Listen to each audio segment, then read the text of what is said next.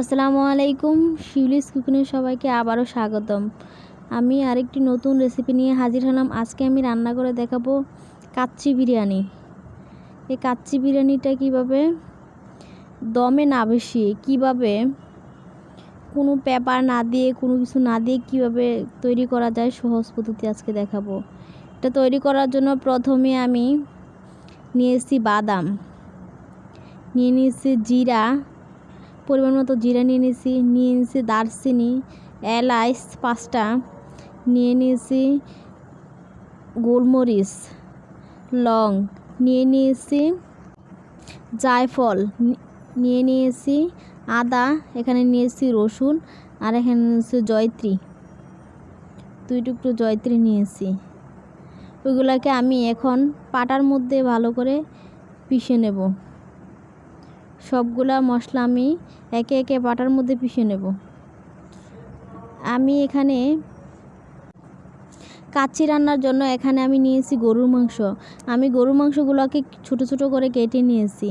ওইগুলোর ভিতরে সব মশলা যে ঢুকে এই জন্য আমি ছোট ছোট করে কিউট করে কেটে নিয়েছি।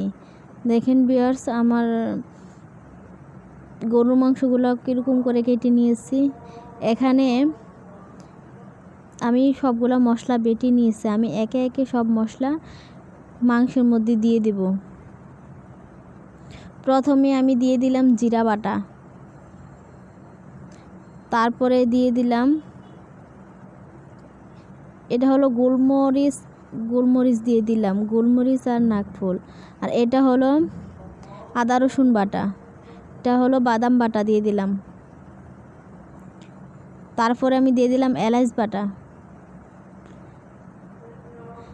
বাটা দিয়ে দিলাম। দেখেন ভিউয়ার্স, এলাচ বাটা দিয়ে দিলাম। আমি এলাচ বাটাটা ফুল পিষে নাই। এখানে আমি দিয়ে দিলাম একটা তেজপাতা, দিয়ে দিলাম 2টা এলাচ, কারণ আমি এলাচ বেটে দিয়েছি, এই জন্য আমি এলাচ কম করে দিয়েছি। আমি দিয়ে দিয়েছি লং, এখানে আমি তেল দিয়ে দিয়েছি, পরিমাণ মতো তেল দিয়ে দিলাম।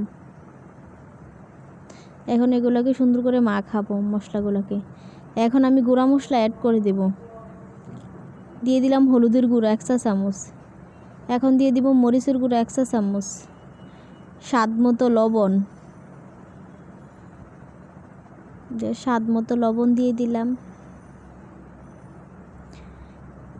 এখন আমি সবগুলো উপকরণ একসাথে মিক্স করে নেব, ম্যারিনেট করা মাংসটা আমি 30 মিনিটের জন্য এখন রেস্টে নেব। দেখেন ভিউয়ার্স, আমার মাংসটা পানি ছেড়ে দিছে। এখন 30 মিনিটের জন্য এটাকে রেস্টে দিলাম। এখন আমি 2টা আলু কেটে নিয়েছি, কিউট করে কেটে নিয়েছি। এর মধ্যে হলুদের গুঁড়া দিয়ে দিলাম, মরিচের গুঁড়া দিয়ে দিলাম, লবণ।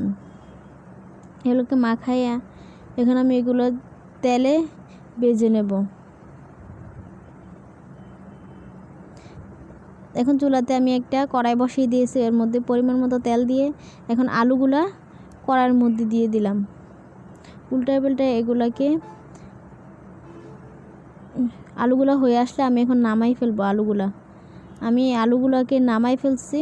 দেখুন কত সুন্দর হয়েছে আলুগুলো। আমি বাসমতি চাল নিয়েছি, আমি কাচ্চি বিরিয়ানির জন্য আমি বাসমতি চাল নিয়েছি। আপনারা চাইলে চিনি গুঁড়া চালও নিতে পারেন। বাসমতি চালটাকে আমি ভালো করে ধুয়ে 30 মিনিটের জন্য ভিজিয়ে রেখেছি। এখন আমি একটা কড়াইয়ের মধ্যে পানি দিয়ে দিয়েছি, পরিমাণ মতো পানি দিয়ে 2টা এলাচ, একটা দারচিনি, একটা তেজপাতা দিয়ে দিয়েছি। তারপরে সাথে একটা ডিমও দিয়ে দিয়েছি। একটু সিদ্ধ হয়ে গেলে এটা খোসা ছাড়িয়ে ফেলবো। পানিটা ওই